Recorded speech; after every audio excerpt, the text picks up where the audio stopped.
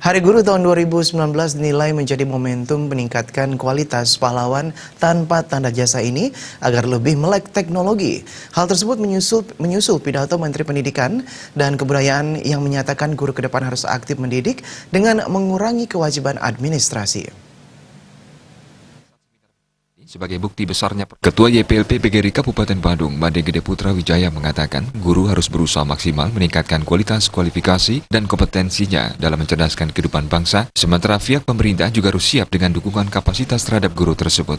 Menurutnya, globalisasi dan teknologi adalah tantangan bagi guru saat ini. Karena masih banyak usia guru di atas 50 tahun dan sampai saat ini masih gagap teknologi, sementara banyak fitur baru yang harus dikuasai para guru saat ini.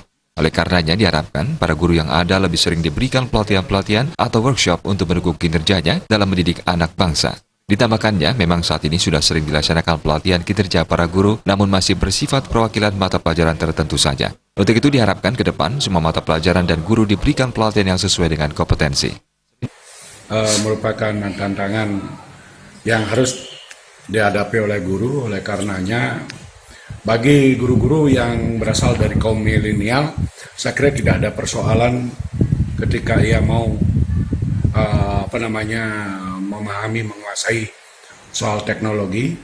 Akan tetapi guru-guru yang boleh dikatakan sudah saat ini misalnya berusia 50 tahun, dia 55 tahun, jadi sementara di hadapannya banyak fitur-fitur yang harus dia kuasai dalam rangka mengaplikasikan tugas-tugasnya.